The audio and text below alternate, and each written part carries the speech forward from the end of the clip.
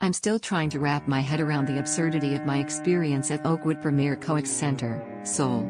As I sit here, reflecting on the events that transpired, I'm reminded of the wise words my grandmother used to say: "You can't polish a turd.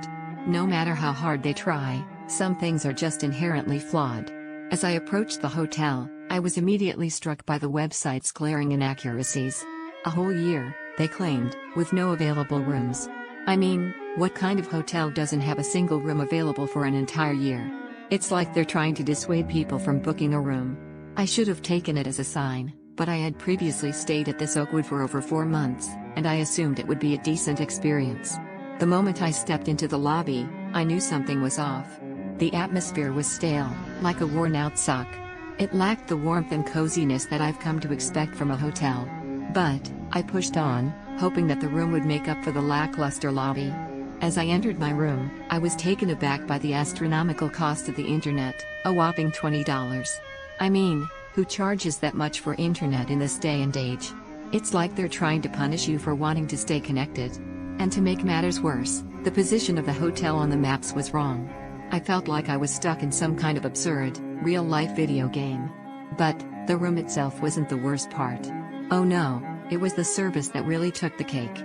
I asked for slippers, and you would think that's a simple enough request, right? Wrong. I had to call both reception and room service, only to be met with complete indifference. Nobody bothered to deliver them, even after 30 minutes. I had to go down myself and get them. Can you believe it? It's like they're trying to make you feel like you're begging for scraps. And don't even get me started on the concierge.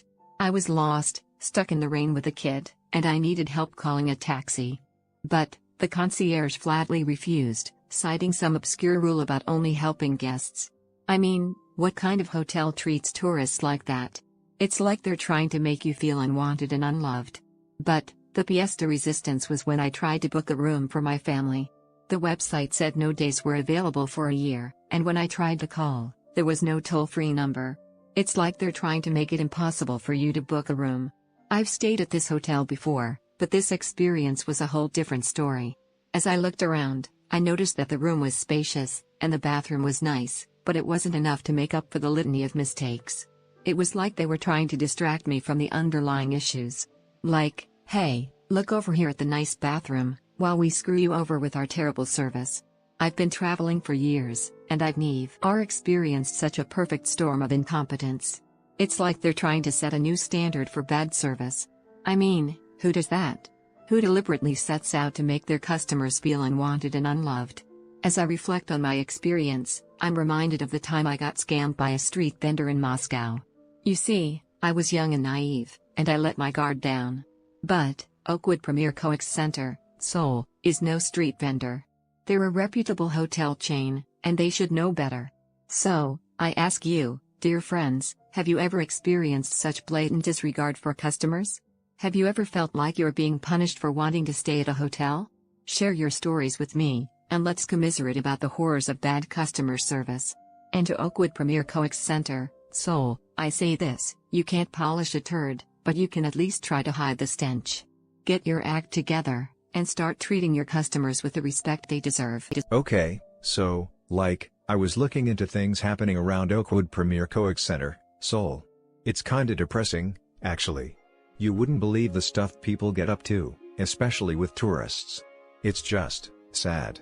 Businesses near there, the storefront kind, they sometimes hide things.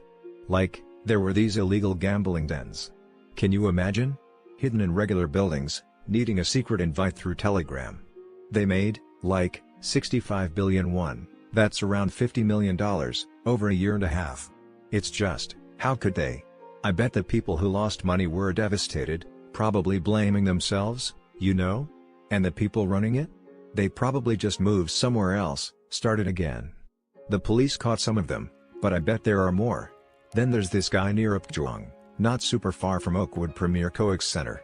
He pretended to be a fancy jeweler, befriended families, showed off fake wealth. He convinced people to invest in his jewelry business or crypto, and stole 20 billion won. 20 billion. I always feel bad for the people who trust too much, they just want to believe in a better future. He got 4 years in prison, which is something, I guess. But the damage is done. They probably lost everything, and are too embarrassed to even talk about it. I wonder if he ever felt guilty. And oh my gosh, the cosmetic clinics.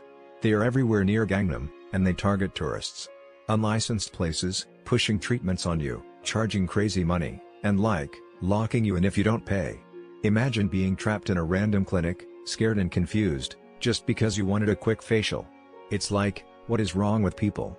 They probably scared a lot of tourists away from even trying Korean beauty stuff. I'm guessing many of those clinics just paid some fines and reopened under a different name, you know? Electronics stores, too.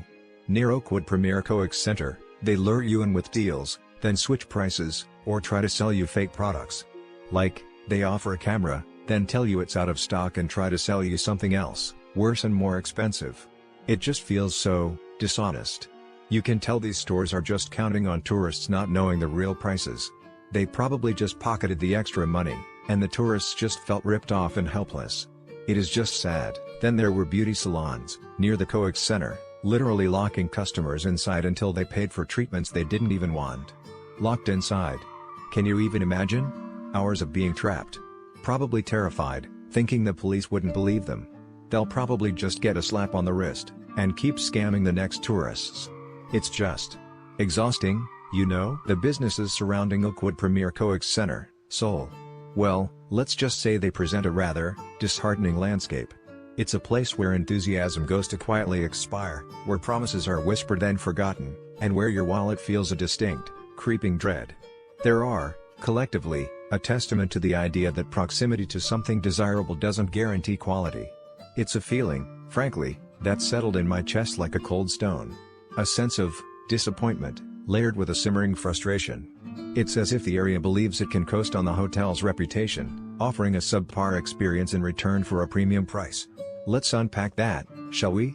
Let's start with the sheer, overwhelming busyness of it all. The Starfield COEX Mall, for example. It's presented as a modern marvel, but it feels less like a destination and more like a beautifully decorated holding pen. People swarm through it, seemingly without purpose, snapping photos of, well, not much really. The architecture, according to many, is strikingly ordinary. It's as if someone took a standard mall blueprint, added a few lights, and declared it world-class. There's a feeling, consistently reported, that it's overcrowded, chaotic, and frankly, a bit of a letdown. It's not that it's actively bad, it just doesn't deliver on the hype. One visitor described it as ugly, very generic looking. Another simply stated it wasn't worth the trip. It's a place you go to see what everyone else is seeing, not to actually experience anything genuinely captivating. And the parking? Don't even get me started. Apparently, finding your car in the B3 level can feel like an archaeological dig. A frustrating waste of precious vacation time.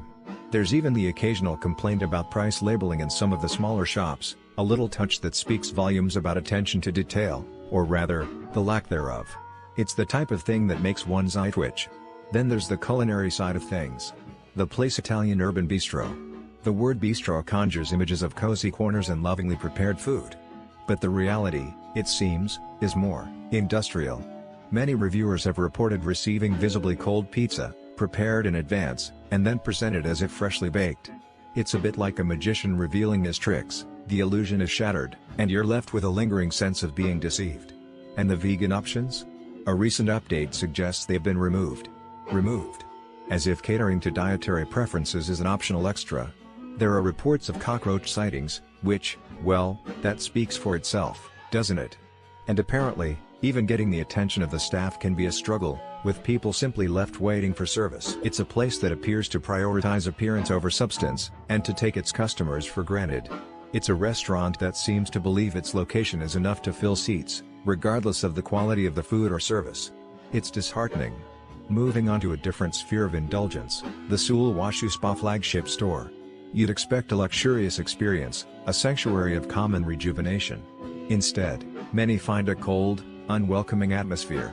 The staff, according to numerous accounts, are not only unhelpful but also exhibit a concerning lack of knowledge about their own products. One reviewer, a seasoned spa-goer, described the experience as robotic and deeply disappointing. There are complaints about language barriers, rude email correspondence, and a general sense that you're simply a source of revenue, not a valued customer. And the treatments themselves? Apparently, you're paying a premium price for someone to smear products on your face without any real expertise. The constant accusations of rude behavior are worrying to say the least. It's a spa that seems to rely on its brand name to attract customers, rather than on delivering a genuinely exceptional experience. It's almost insulting. And then we arrive at RYDE Autograph Collection, a hotel that seems to specialize in dashed expectations. The noise complaints are particularly alarming. A loud disco on the 15th floor, blasting music until 2 a.m. A persistent intrusion into the peace and quiet of your room. It is a betrayal of the promise of a restful night's sleep. Beyond the noise, there are reports of credit card issues, a severe lack of basic amenities, and a general feeling of disinterest from the staff. Housekeeping seems to operate on a schedule that prioritizes